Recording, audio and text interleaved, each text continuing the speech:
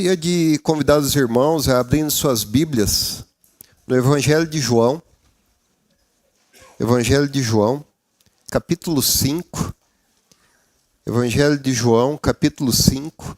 E nós vamos estar lendo do versículo 1 ao versículo 9. Evangelho de João 5, 1 ao 9. Amém? A palavra do Senhor nos diz assim: passada estas coisas, havia uma festa dos judeus, e Jesus subiu para Jerusalém.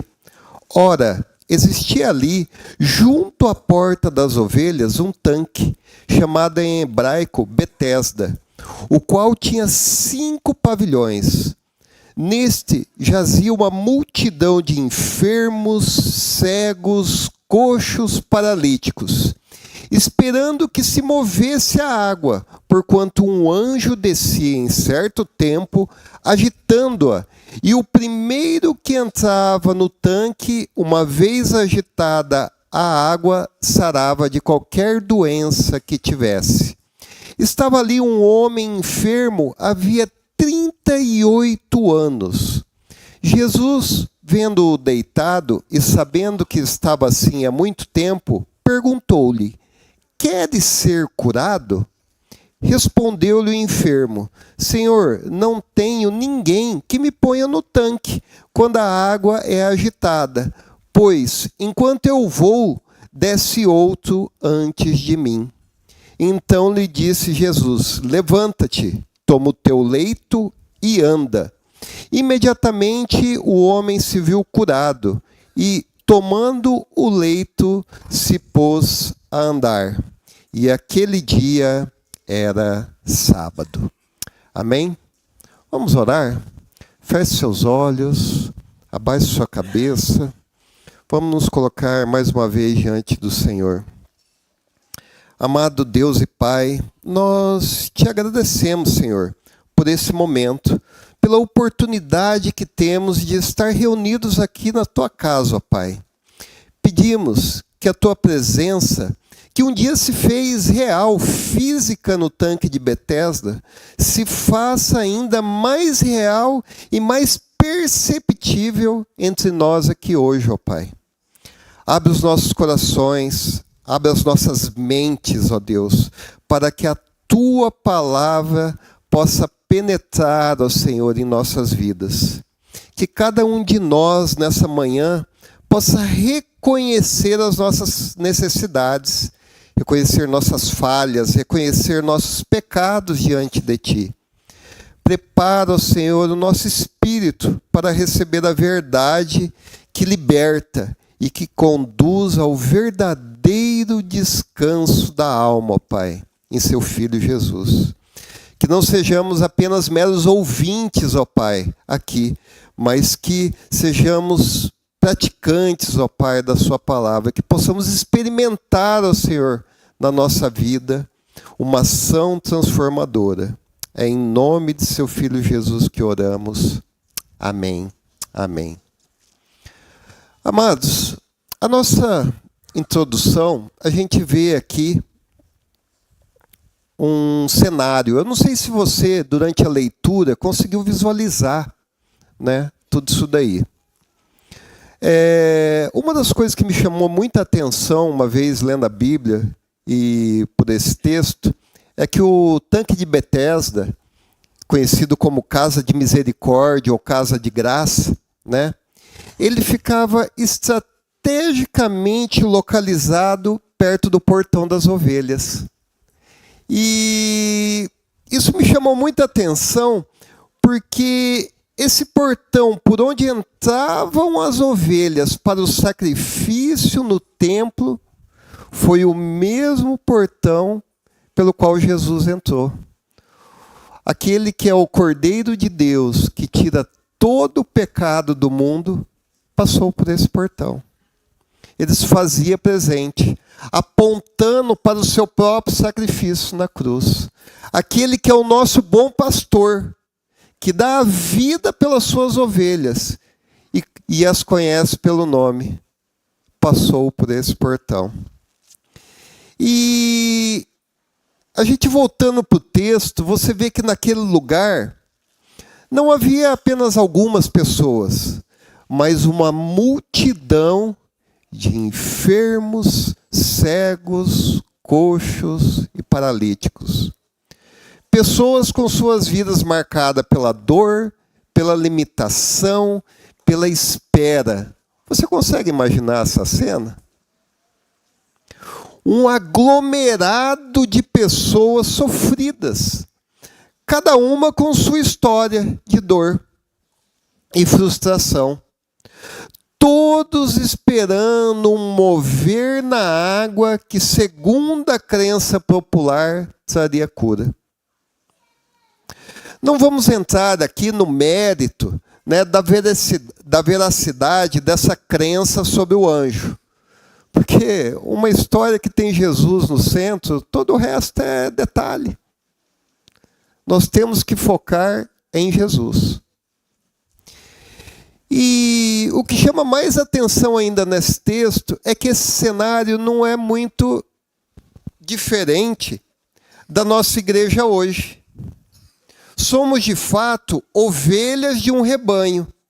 E muitas vezes a igreja está repleta de pessoas com suas próprias enfermidades. Não apenas físicas, mas emocionais, espirituais, financeiras. São lutas e problemas que pesam, que atrasam ou paralisam a nossa jornada cristã, que cegam para a realidade da graça de Deus. O interessante é que talvez nós nunca tivéssemos ouvido falar desse tanque, dessa multidão, se Jesus não tivesse entrado ali.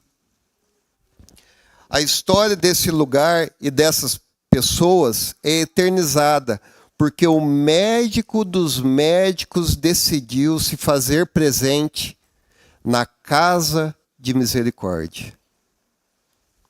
Você consegue ter essa imagem na sua mente? O primeiro ponto que eu gostaria de chamar a atenção para vocês nesse texto é do paciente. E como é necessário o reconhecimento, o desejo e tomar cuidado com a armadilha da espera equivocada. No meio daquela multidão, o foco do texto se volta para um homem em particular. Alguém que estava paralítico há 38 anos. Irmãos, vocês conseguem imaginar isso? 38 anos? Tenta imaginar isso.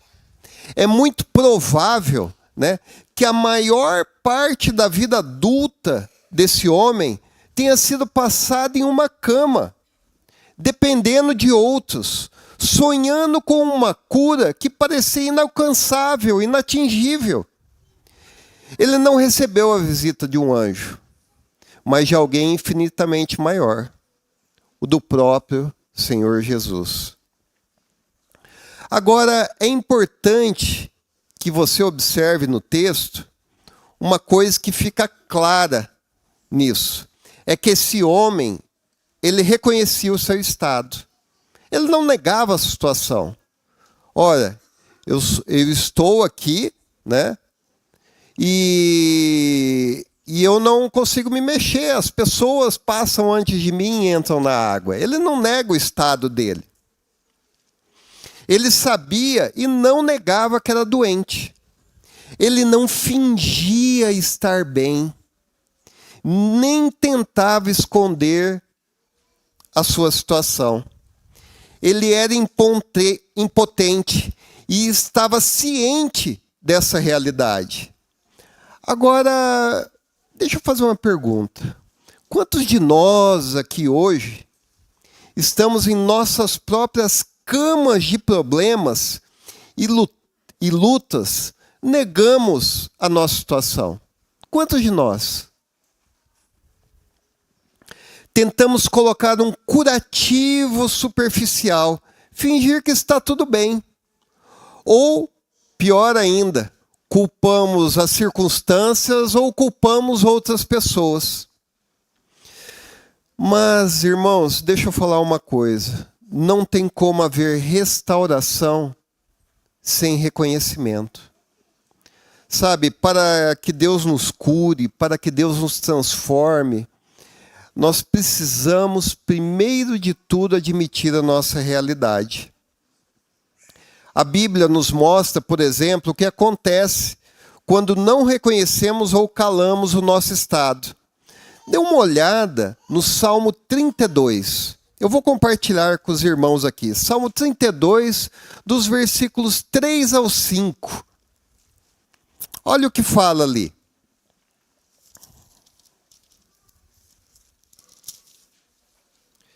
Enquanto calei os meus pecados, envelheceram os meus ossos, pelos meus constantes gemidos todo dia, porque a tua mão pesava dia e noite sobre mim, e o meu vigor se tornou em sequidão de esteio. Confessei-te o meu pecado, e a minha iniquidade não mais ocultei. Disse, confessarei ao Senhor as minhas transgressões, e tu perdoaste a iniquidade do meu pecado.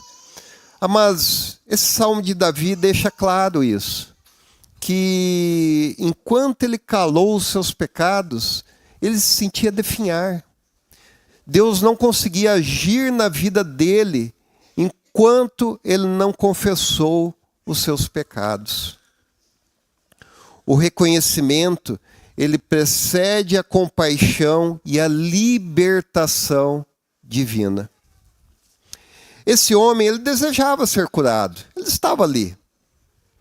Dia após dia, semana após semana, ano após ano, bem à beira do tanque, na esperança de um milagre. No entanto, ele esperava a cura de um anjo, através de uma forma extraordinária de intervenção que se tornou a regra em sua mente. E aqui mora um grande perigo para nós. Quantas vezes buscamos soluções que não estão nas Escrituras? Já parou para pensar nisso? Sabe, quantas vezes, em vez de recorrer às Escrituras, recorrer à palavra de Deus, nós procuramos soluções, fórmulas mágicas, fora daquilo que Deus tem para nós. Corremos atrás de receitas prontas, experiências místicas, de profecias fora da palavra, de fórmulas humanas, vivendo em recusa de viver o Evangelho na sua simplicidade. E ainda assim, a gente espera ter uma experiência extraordinária com Deus. Não tem como. Não tem como. A verdade é que Deus pode agir de maneiras extraordinárias. Isso é um fato. Deus pode agir de maneiras extraordinárias. A gente vê, por exemplo, biblicamente falando, do apóstolo Paulo no caminho de Damasco. E nós podemos citar exemplo de até alguns irmãos que tiveram experiências extraordinárias com Deus. Mas, irmãos, isso são exceções, não são regras. Isso são exceções. Que lástima ver aquele homem olhando para a água, com sua esperança fixada em uma crença duvidosa, enquanto o médico dos médicos, aquele que poderia curá-lo num instante, estava bem à sua frente, sendo negligenciado. O Evangelho ao qual professamos, ele é simples, direto e poderoso. Crê no Senhor Jesus e será salvo. A exaltação de Cristo na cruz é a obra salvífica central do ministério do Evangelho. Jesus não disse espere, mas ele nos convida: buscai ao Senhor enquanto se pode achar. Se alguém tem sede, venha a mim e beba.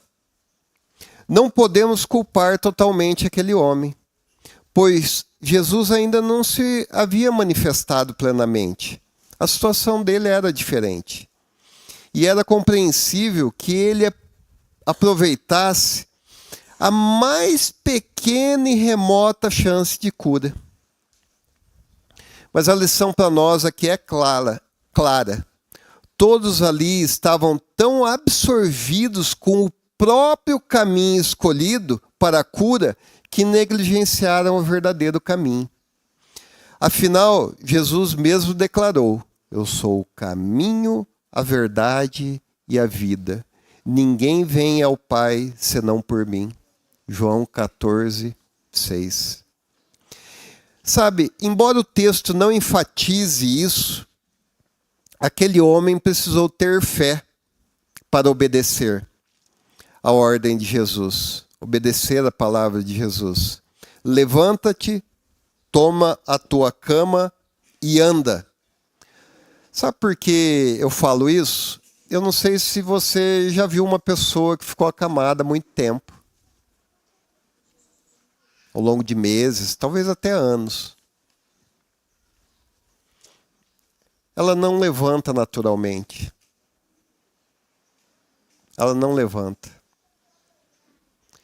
É preciso ter uma força que vem de fora. Foi a palavra de Cristo que capacitou a obediência e trouxe cura. E essa palavra está disponível para nós. No nosso próximo ponto, eu queria chamar a atenção agora, é claro, para Jesus, o médico, e a graça soberana e a perfeição da cura de Jesus. Sabe, enquanto todos desejavam ali, todos que estavam naquele pavilhão desejavam ser curados, e Jesus estava ali, é até notável e até chega a ser triste como a maioria das pessoas não lhe deu atenção. Ele, o Messias prometido, o Filho de Deus, o doador da vida, estava ali. E todos o ignoravam, em busca de algo menor, em busca de uma água agitada. Mas Jesus Cristo é capaz de salvar. Não há coração duro que ele não possa amolecer. Não há pessoa tão perdida que Jesus não possa salvar. Ele é a cura para a alma, é a cura para o corpo. A maior tristeza, como vemos nesse cenário de Betesda, é que Jesus, embora presente para curar, não recebe a atenção das pessoas. Sabe, quando nós olhamos a Bíblia e nós podemos pensar, por exemplo, na mulher cananeia, que clamou por sua filha com grande insistência pela cura. Ou o centurião romano que declarou: Senhor, eu não sou digno de que entres debaixo do meu telhado, mas diz somente uma palavra e o meu criado sarará. Sabe, essas pessoas, ao contrário daquela multidão em Betesda, sabiam que Jesus, quem Jesus era, e o buscaram com fé e determinação. Sabe, Jesus, ele selecionou aquele homem dentre a multidão. Não sabemos o porquê exato. A Bíblia não detalha os motivos, né? O que a gente sabe é que Deus é soberano em cada uma de suas escolhas. Mas outra coisa que a gente pode ter certeza é que esse motivo foi fundado na graça e na misericórdia. A escolha de Deus é sempre soberana e justa. Jesus olhou para aquele homem com um olhar especial de consideração e fez uma pergunta que parece óbvia, mas que é profundamente transformadora. Queres ser curado? Sabe, essa pergunta de Jesus, ela vai muito além da superfície. Ela toca a vontade mais profunda do coração. Agora, essa pergunta, ela se estende a todos nós, cada um de nós aqui, inclusive eu. Queres ser curado? Não se trata apenas de querer a bênção, mas de querer aquele que dá a bênção. É uma pergunta que nos chama a um compromisso, a uma entrega de vida ao Senhor Jesus. Agora, observe aí no texto a perfeição da cura que Cristo realizou. O homem podia carregar a sua cama. Isso era um testemunho visível e irrefutável do poder de Jesus. A sua cura foi instantânea, total e completa. E esta restauração, ela foi perceptível a todos. Não se limitava, e Jesus, ele não se limita apenas a curas físicas. Sabe, aqui é passageiro, irmãos. A gente sabe disso. O que nós temos que cuidar é da nossa eternidade. Eu já compartilhei com os irmãos, né? Uma vez uma frase que me chamou muita atenção, que diz que foi achada num armário de um atleta olímpico, que inclusive faleceu de acidente. Infelizmente eu não recordo o nome dele. Não era brasileiro, tá? Mas diz que ele tinha uma frase no armário dele que falava assim: cuide do seu corpo todo dia, né? Mas cuide de sua alma, né, também, porque é ela que vai te garantir a vida eterna. É interessante isso, né? Uma pessoa que vive do corpo, que precisa ter um cuidado constante, né? Alimentação, né? Treinos rigorosos, né? Mas que sabia que isso daqui é passageiro. E a gente sabe disso. A gente sabe que esses atletas de alto desempenho, eles têm aí, no máximo, aqueles extraordinários, vão até os 40 anos. Depois é só morro abaixo. Depois, né, a vida começa a cobrar, né? Então, a gente sabe disso. É fato. Agora, o que a gente tem que pensar, né, é que aquilo que Jesus nos apresenta não é só para nós. Ela tem que ser apresentada a outras pessoas. Quando a gente olha, por exemplo, para Zaqueu, né, que era um cobrador de impostos implacável, desonesto, que ele se tornou um doador generoso. Ou do endemoniado Geraseno, que de ameaça à comunidade passou a ser um testemunho da bondade de Deus. Ou da mulher samaritana, cuja transformação de vida levou ela a testemunhar a toda a cidade sobre Jesus. Suas vidas foram tão impactadas que todos notaram a mudança. E essa restauração não se limita apenas a milagres bíblicos. Nós podemos olhar à nossa volta, aqui mesmo, na nossa igreja. Quantas vidas transformadas, vícios abandonados, casamentos restaurados, corações que encontraram a paz em Jesus. A obra dele continua sendo manifestada claramente em nosso meio, impactando e sendo percebida por quem nos cerca. E diante disso fica uma lição para nós. Você não pode confiar naquilo que pode fazer por si mesmo, em seus próprios esforços ou méritos. Não pode confiar em anjos ou em rumores de manifestações sobrenaturais duvidosas. Não pode confiar em visões, nem em sonhos, nem em sentimentos, nem em emoções estranhas, como base para a sua fé, como base para a sua salvação. A sua confiança deve estar unicamente em Cristo Jesus, o Verbo que se fez carne e a palavra viva e eficaz de Deus. A restauração que Jesus nos apresenta, ela é perfeita, visível, transformadora. E ela não ficou só para aquele homem de Betesda.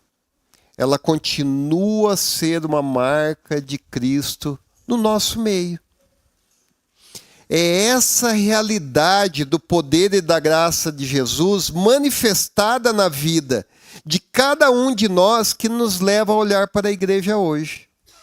Pois assim como no passado e no contexto da comunidade da fé, o tanque de Betesda se replica. E o médico dos médicos continuou a operar. Amados, o nosso último ponto, antes da conclusão, a gente vê Jesus no tanque de Betesda hoje. A igreja, a nossa igreja. Sabe, eu não sei se você parou para percebeu no texto, mas algo que me impressionou demais nesse texto e me entristeceu profundamente nessa passagem, e especialmente quando trazemos para a igreja de hoje, é que nós vimos uma multidão que viu um homem que estava paralítico há 38 anos levantar, pegar a cama, carregar e ir embora, e surpreendentemente não vemos o relato de ninguém correr até Jesus, pedindo um milagre em sua própria vida. Sabe, nós não ouvimos ninguém gritando: Filho de Davi, tem compaixão de mim, como o cego de Jericó. Ou então, nenhum pensamento como a mulher do fluxo de sangue: se eu apenas tocar a orla do manto dele, serei curada. Nada, nada.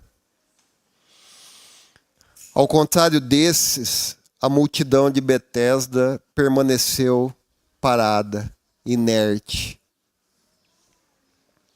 Essa inação dessa multidão infelizmente é um espelho da nossa realidade. Na igreja, muitas vezes, nós podemos assemelhar a um tanque de Betesda contemporâneo. Estamos aqui no lugar onde a palavra de Deus é ministrada, onde a presença de Jesus é prometida, onde testemunhos muitas vezes são compartilhados e nós vemos vidas sendo restauradas, famílias sendo edificadas, e isso acontecendo diante dos nossos olhos, dia após dia, semana por semana, ano após ano, e no entanto, qual é a nossa reação? Qual é a nossa reação? Será que nós nos tornamos espectadores do milagre alheio? Sem procurar se mover até Jesus? A multidão estava tão acostumada com a miséria, com a rotina no tanque, esperando pelo agito da água, que quando viu um milagre, passou desapercebido por todos. E não gerou neles o desejo de uma transformação pessoal. Você olha ali para a pessoa, que bom, né, que aquela pessoa encontrou Jesus, olha, ela mudou, perdeu os hábitos. E você admira, mas você não deseja isso para a sua vida. Ah, legal para ele. Mas nada de você desejar isso para a sua vida. Sabem, aquele homem, ele foi proativamente abordado por Jesus. O homem paralítico ali, ele não procurou Jesus ativamente naquele momento. Para a multidão, a gente viu que não houve mais nenhum chamado individualizado. Mas eles não tomaram a iniciativa. Hoje, Jesus nos chama abertamente: vinde a mim todos os que estáis cansados e oprimidos, e eu vos aliviarei. A sua palavra e o Espírito Santo nos convidam constantemente, mas a nossa passividade, o nosso orgulho ou a nossa autossuficiência podem nos manter acamados, mesmo com um médico presente diante de nós. Assim como esperavam a agitação da água, muitos hoje ainda esperam por sinais e maravilhas que se encaixem em suas expectativas, ou por uma intervenção espetacular de Deus em suas vidas. Dessa forma, negligenciam a obra contínua e transformadora do Espírito Santo através da palavra, através da comunhão, do compartilhar. Amados, que não caiamos nessa armadilha. Que não caiamos nessa armadilha. Que não fiquemos ansiosos por uma água agitada enquanto temos acesso à fonte de água viva. Podemos estar na igreja, no ambiente cristão, mas não ter um relacionamento genuíno e transformador com Jesus. A história de Betesda nos desafia a olhar para dentro. Minha fé é baseada numa experiência pessoal com Cristo? Ou é apenas um reflexo do que vejo, do que ouço ao meu redor? Será que eu estou aqui porque eu quero que a palavra de Deus me transforme? Ou porque eu acho aquela pessoa que está do meu lado legal? Vim mais por ela do que por conta da palavra. A verdade, ela nos confronta. Não podemos ser espectadores passivos da graça de Deus na vida dos outros. Jesus está presente hoje, agora, aqui na igreja. E a sua presença nos desafia a uma resposta ativa. Amados, para concluir, eu queria deixar algumas aplicações para nós, um resumo aqui. Sabe, que ao contrário da multidão de Betesda, a nossa reação não seja de inércia, mas seja de humildade diante de Deus e de urgência. Fala, Senhor, preciso de Ti. Busque na palavra.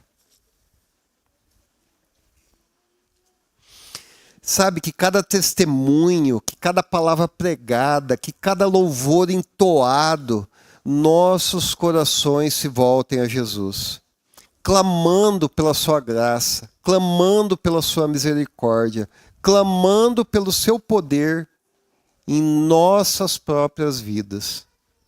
Não nos contentemos em ser meros espectadores, mas participantes ativos da sua obra redentora, buscando cura, que só Ele pode dar e que tão prontamente Ele oferece. Sabem, a narrativa que nós acabamos de ler do tanque de Betesda é uma poderosa ilustração do Evangelho. Ela nos revela a universalidade da nossa necessidade, mostrando que todos nós, de certa forma, estamos acamados por limitações, acamados por dores, acamados por pecados, que nos separam de uma plenitude de vida com Cristo Jesus. A cura, como vimos, só começa quando paramos de negar a nossa condição, quando paramos de colocar a culpa nos outros, quando paramos de colocar a culpa nas circunstâncias e reconhecemos os nossos pecados e nos colocamos na dependência de Deus. Sabe, nós fomos alertados sobre o perigo de uma espera equivocada, fixada em meios humanos, em superstições, em experiências extraordinárias. A vida nos chama a colocar nossa esperança unicamente em Cristo e sua graça soberana.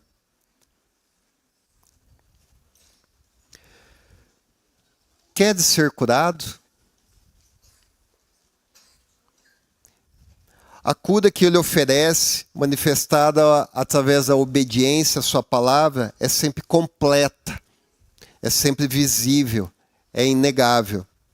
Assim como aconteceu com aquele homem que levantou e pegou sua cama. E para fechar essa conclusão, eu quero chamar a atenção para um detalhe final nessa passagem que eleva ela a um outro nível. E aquele dia era sábado. Sabe, essa não é uma mera informação cronológica. Jesus, ao curar no sábado, ao curar no dia do descanso, mostra-se o próprio Senhor do sábado. Ele não apenas nos cura daquilo que nos aprisiona, mas ele nos convida a entrar num novo tipo de descanso. Não no descanso da lei, mas no descanso que somente ele pode proporcionar. É o alívio da luta contra o pecado, da luta contra a ansiedade, da busca incessante por soluções que não satisfazem, da miséria que muitas vezes aprisiona nossa alma. Portanto, que hoje, ao ouvirmos essa palavra, ao ouvirmos essa ministração, não sejamos como a multidão que ignorou Jesus. Que reconheçamos a nossa necessidade, que busquemos a Jesus como a única fonte de cura e salvação, e que em obediência à sua palavra, levantemos de nossas camas para caminhar em novidade de vida, testemunhando do seu perfeito amor e do seu poder, que possamos finalmente encontrar o verdadeiro descanso que só Ele pode nos dar. Amém? Feche seus olhos, baixe sua cabeça. Gostaria de fazer uma oração final.